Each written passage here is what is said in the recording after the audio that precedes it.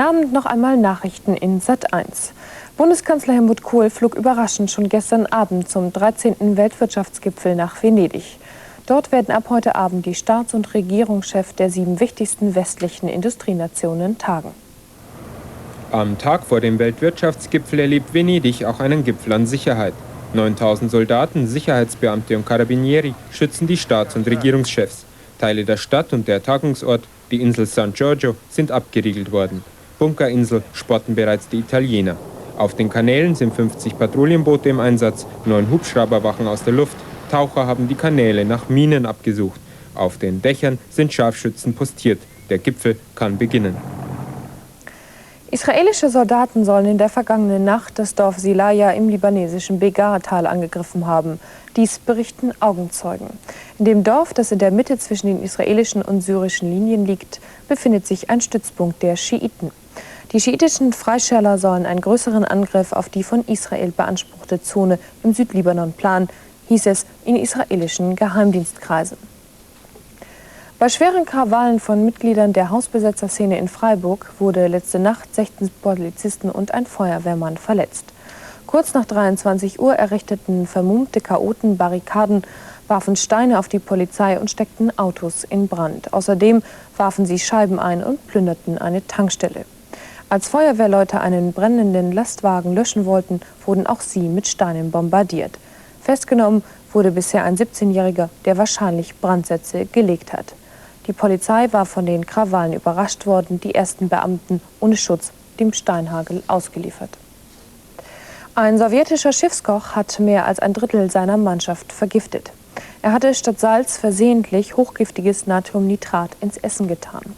Der Frachter Capo Gori mit 90 Mann Besatzung hatte gerade den argentinischen Hafen La Plata verlassen, da funkte der Kapitän SOS. 38 Mann mussten schwerkrank mit einem Kutter an Land gebracht werden. 2 Matrosen starben.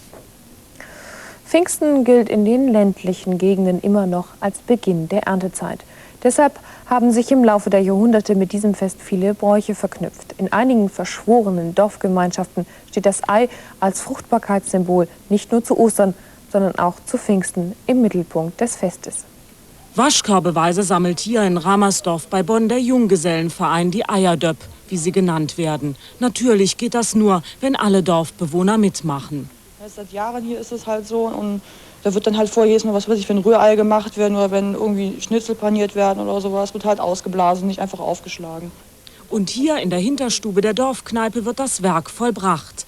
4 Wochen dauert die Arbeit. In alter Überlieferung entsteht aus rund 4000 Eiern die Pfingsteierkrone. Ihr werden fruchtbarkeitsbringende Kräfte nachgesagt. Die soll hängen, bevor der erste Erntewagen durchfährt und soll eben erst abgehangen werden, wenn der letzte drunter hergefahren ist. Erst wenn das Werk fast fertig ist, darf es an seinen Bestimmungsort über der Hauptstraße gebracht werden. Die letzten Girlanden befestigen die Junggesellen hier. Diese Prachtkrone, die ihresgleichen sucht, soll nun allen unter ihr herfahrenden Erntewagen ein gesegnetes Jahr bringen. Auf Schloss Ortenburg in Niederbayern gab es eine Sensation für Bibliophile, für die Bücherfreunde. Der Öffentlichkeit wurde die sogenannte Ortenburg-Bibel vorgestellt. Die besonders seltene und kostbare Bibelausgabe war Hunderte von Jahren verschollen gewesen. Aus 2 Bänden besteht die Lutherbibel, die im Jahre 1535 in Augsburg gedruckt wurde. Die beiden Teile waren vermutlich schon im 17. Jahrhundert getrennt worden. Einem Sammler gelang es jetzt, beide Bände wieder aufzuspüren und zu vereinen. Die Bibel, die sich ursprünglich im Besitz des Reichsgrafen Joachim von Ortenburg befand, war schon in ihrer Entstehungszeit unglaublich teuer. Das Buch kostete damals so viel wie ein ganzes Stadthaus. Für die Pergamentblätter aus feinstem gegerbtem Leder musste eine ganze Lämmerherde ihr Leben lassen. Die prachtvoll ausgeschmückten Initialen und die farbigen Holzschnitte stammen wahrscheinlich aus der Cranach-Werkstatt. Für ihre Herstellung wurden so kostbare Materialien wie Gold, Silber, zerriebener Lapislazuli und der Saft der Purpurschnecke verwendet. Heute, so schätzt man, hat dieses einzigartige Werk einen Wert von 1 bis 1,5 Millionen Mark. Bei den internationalen Tennismeisterschaften von Frankreich verteidigte Ivan Lendl seinen Titel erfolgreich. Lendl besiegte den Schweden Mats Wilander nach 4 Stunden und 17 Minuten mit 7:5, 6:2, 3:6 und 7:6. Steffi Graf, Siegerin im Einzel, verlor wie schon im Vorjahr das Doppel mit Gabriela Sabatini. Gegen das Erfolgsduo Navratilova-Schreiber unterlagen die beiden 17-Jährigen mit 2:6 und 1:6 im Finale.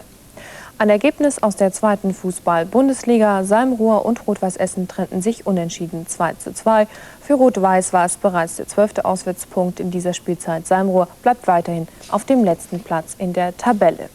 Die Ergebnisse der Aufstiegsspiele vom 5. Spieltag der Gruppe Nord. Meppen besiegt Erkenschwick mit 2:1 und Remscheid spielt gegen Hertha BSC Berlin 1:2. In der Tabelle führt nun Berlin mit einem beruhigenden 6:2 Punkte Vorsprung vor Meppen und Remscheid. Erkenschwick ist Tabellenletzter mit 2:6 Punkten.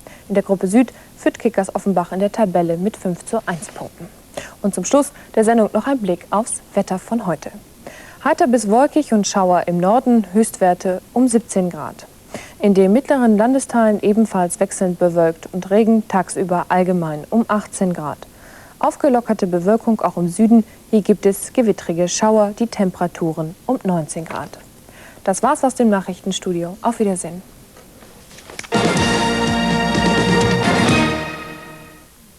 Ja, liebe Zuschauer, ich hoffe, die Dinger, die wir heute gedreht haben, haben Ihnen Spaß gemacht. Morgen Abend geht es ein bisschen beschaulicher zu mit unserem Romy Schneider-Film Christine. Aber wir haben ja auch noch Mennix um 23 Uhr und natürlich den 4. Teil unserer Spionagegeschichte Rebecca. An Spannung wird es also auch nicht mangeln. Ich hoffe, Sie sind morgen wieder bei uns zu Gast. Bis dahin verabschiede ich mich von Ihnen und sage Gute Nacht.